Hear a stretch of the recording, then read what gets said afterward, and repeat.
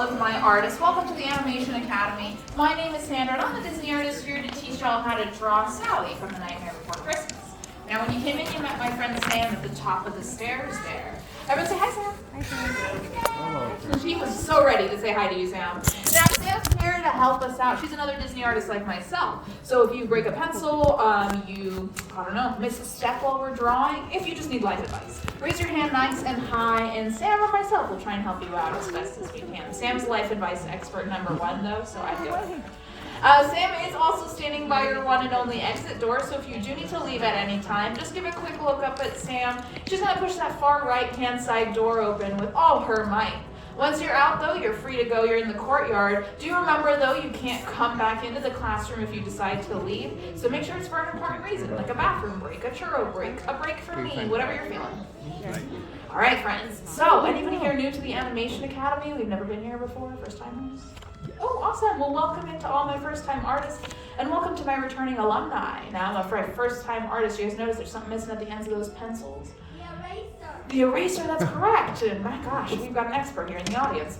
Yeah, that's correct. So you don't need those erasers because we actually draw in a style of art called rough sketching, which means we're building up this character with construction lines and guidelines, and eventually at the very end of the drawing, that's when we'll darken in our lines. But you don't want any of your lines at the very beginning to be dark because you can't erase them, obviously. But then that way you can build up and see the progress of your drawing from beginning to end.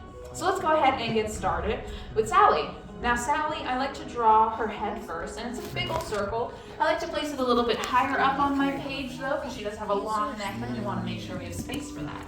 Now for circles, I always recommend to lock your wrist, lock your elbow, and rotate your shoulder for more consistent circles in there. So I'm going to go a little bit higher up, and I'm going to give her a head shape about the size of maybe a baseball or an orange or an apple or whatever your favorite fruit or sport is. Don't go too big though, and don't give her a football head. That would be the opposite of what we want. So we're going to go over here and give her a bunch of circles until we find a circle in there that we like. And then I'm going to go ahead and split my circle straight down the center with a vertical line. Now I'm also going to split the circle again with a horizontal line at about the center, maybe just a little bit below center there. And then before we give her that really long neck, I want to give her a little bit of a chin. She only has the slightest chin, so I like to follow that circle that I made, and I'll pull down a curved line that comes down to the slightest point. It comes down just a little bit here below my circle. So I'm just following that circle line, and when I get down to the bottom, I'll just create a little chin. And then once you have her chin in place, we can actually lock in her head shape. Her head shape doesn't change too much. So I'm going to follow that chin around, and then I'm going to pick my favorite circle, and then I'm going to go all the way around and lock in that shape. Now locking in for my new artists is when we press down on our pencil, making these lines more permanent and making them stand out at the end of our drawing. Going around here, make sure that you pick your favorite line. Now, if turning your board is a little bit easier for you guys, totally do that. I'm moving my chair around here because if I turned my board, things would get really wonky, and you'd be like, I don't see her anymore. So I'm just gonna go ahead and scooch my chair around. But if scooching your board around helps, totally do it. Now, once we have our head shape here locked into place, we can add in that neck. Now, like I said, she's got a pretty long neck. So I'm going to go down right below her chin, and she's got a pretty thin neck as well. She's kind of like a rag doll. So you want to make sure that these proportions here are a little bit more like doll-like. So we give her a pretty thinner neck here, and then it comes down to her shoulders. We'll curve the neck out and almost create like a J shape. Now we're not going to keep these lines as they are. We're actually going to add her shirt right above it. So I'm going to draw right through her shoulders here with a straight line. And then I'm going to turn that straight line into a triangle, like so. So we're adding her dress right on top of her shoulders there. And then before we do anything else, we'll add in the shoulders of the dress, which are just two more J shapes or like curvy letter U's right on top of her shoulders there. Now when we go back in, we're only locking in the parts of the dress that peek out from around her shoulders and her neck. So I'm locking in that triangle shape and the shoulders of the dress, those little curved lines. And from here, we're gonna give her a dress pattern. Now I like to stick to the style of dress that she has. So she has like a burlap texture on the left and then a bunch of swirlies on the right, but you can give her whatever texture you're feeling. Maybe you wanna give her like different patterns or designs, hearts, stars, Christmas trees all over her dress, however you're feeling. But that line that I brought down here from the center of her dress, we're just gonna add some stitch work there just to remind us that, hey, she is a master seamstress and she put together all of her stuff, including herself. So we're gonna go back in here and I'm gonna give her that burlap texture on the left. And if you wanna do it along with me, the burlap texture is just a bunch of lines that go one way and then we turn that pencil in the opposite direction and then bring around more lines this way. In art terms, we actually call this cross-hatching, but it's also a great way to give yourself like a burlap texture. And on the other side, I'm gonna give her some Tim Burton swirls. Tim Burton's real famous for the amount of swirls that he has in his work, not only in his movies, but in his artwork as well. He does really enjoy those swirly patterns. But once we have some patterns on her dress, we can lock in her neck as well. So I'm gonna go all the way up here and just darken in my favorite line for her neck. And as well, I'm gonna shade in the back of her dress, this little triangle that peeks out from behind her neck, just to kind of really make it feel like that piece of her dress is going farther away into the distance. But once we have this general shape down, we're like halfway done with Sally. How are we feeling? Awful. Awful already? Oh goodness, it's really just a cake pop on your page with a dress. It's a dressed up cake pop, really. Well, I mean, only way to go from here is up. So let's go ahead and keep on trucking along. Now, next thing I like to add in for Sally is her eyes. And her eyes are pretty big and they do take up a lot of space on this page. So right underneath that construction line that we added, that horizontal line, I'm gonna place in a nice big U curve. And we're gonna keep this line nice and light at first because her eyes do like curve around and they turn into like princess eyes. So we wanna make sure that this is just kind of a starting line. Now with those views in place, she kind of looks like she's sleeping, but let's go ahead and add in the rest of her eye. We're gonna turn that U around and almost make like this teardrop shape. So we're just adding in almost like a circle, but it comes to a point here on the inner corner. I'm just gonna go all the way around here, shape in her eyes. It kind of looks like maybe like she's got like seeds for eyes. Not quite a circle. Do the same thing on the other side. Now, any guesses as to who voiced Sally in Nightmare Before Christmas? That's a tough one. That's okay. Well, it was actually Catherine O'Hara, and that is, if you don't quite know who she is as an actress, she plays Kevin McAllister's mom in Home Alone. She also, if you're a really big fan of Beetlejuice, she plays like the realtor. But she plays Sally here in the film, and she also voices one other character. Do you guys remember the three little trick-or-treaters who helped out, gosh, what's his name? Oogie Boogie, kidnapped Santa Claus? Yes. She also plays one of the little trick-or-treaters, the little girl, Shock. And I mean, it's pretty crazy range, I feel like. Because I would have really never guessed that Kevin McAllister's mom voiced her of all people.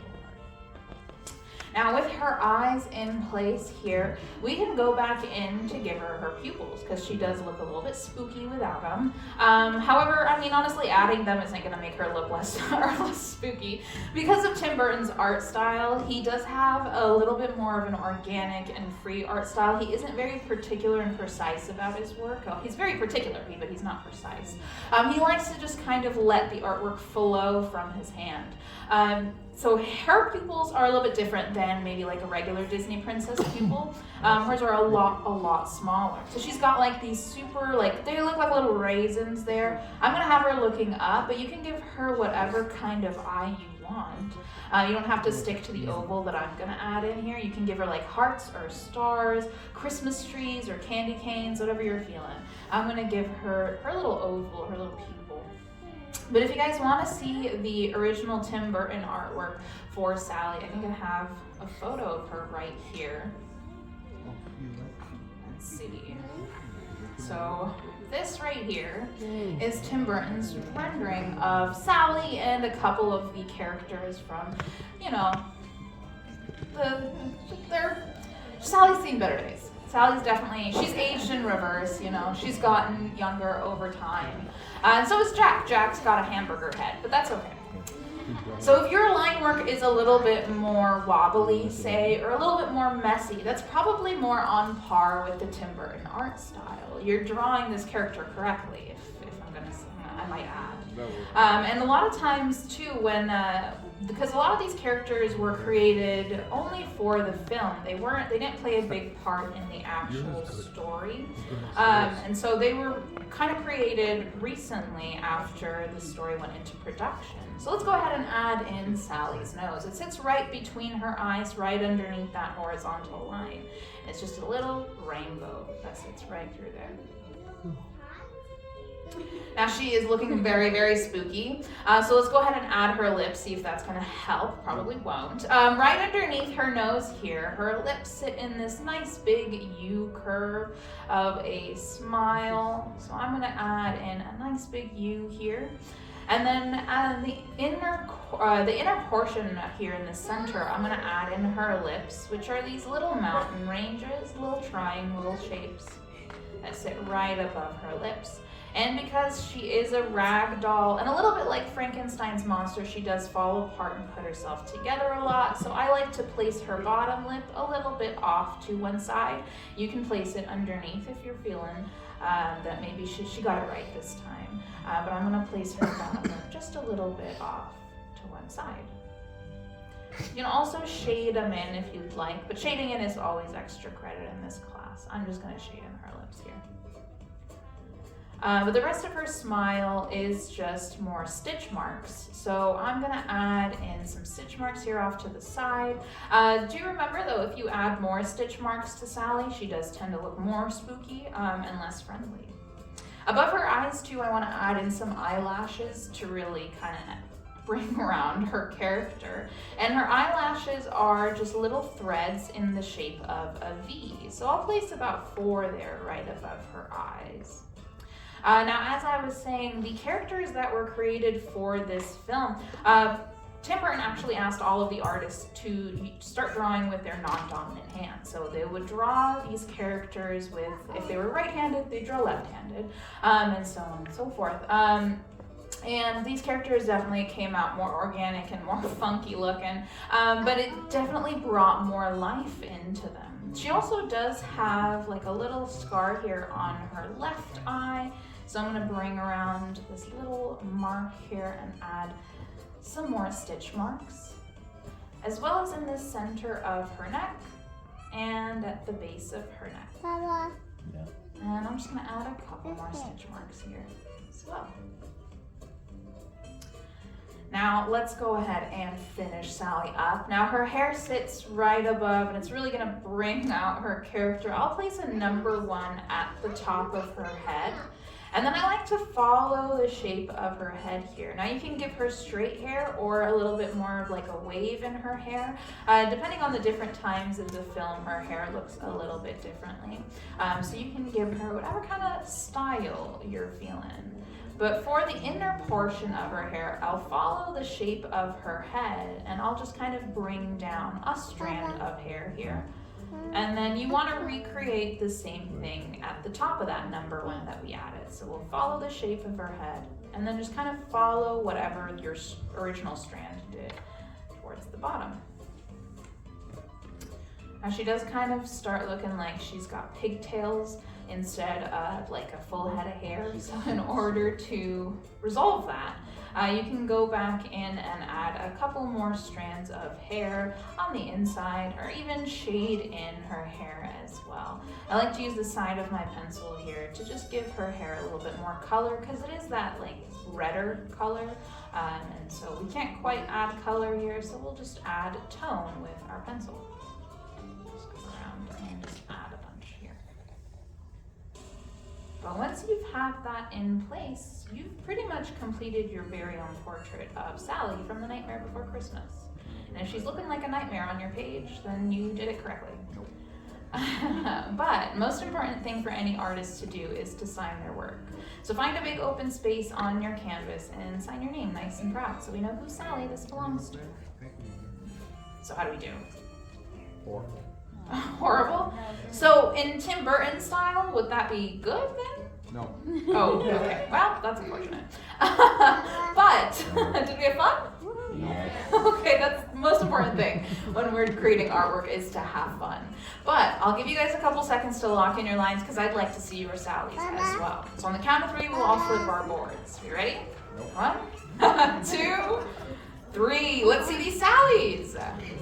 Oh, very successful here in my first row. I like her eyes over here as well. She's got really cute lips over here. I like how small she is right over here. She's a little bit on the spookier side. I love that too. These ones are really successful as well. She looks very friendly on this end over here. I like that a lot. Super cute here in my second row. Very nice. I like her lips over here and her eyes over here as well. Great line work in my third row as well. Nice Sallies over here as well. I like that one. Really nice work. Nice and dark over here as well. You guys did amazing over here in the back. Super cute, especially the one in the center. Honestly, I think she did better than you guys. This one's really good though. Nice line work over here. Oh, wow. And this one is super cute with the lips. Great on the clothing over here. Give yourselves a big round of applause. These all look great. Now, those drawings, of course, are yours to keep, and you've officially passed the class, which means you can come to another. But if we don't see you guys again, have a fantastic rest of your day. Class is dismissed. Bye, everybody. Thank you. Round of applause for your artist, Sandra. Thank you, Sandra. Thank you, Sandra. All right, everybody. Thank you so much for joining us here tonight. Your exit doors are now open. They're going to be the same ones you came in through on the top of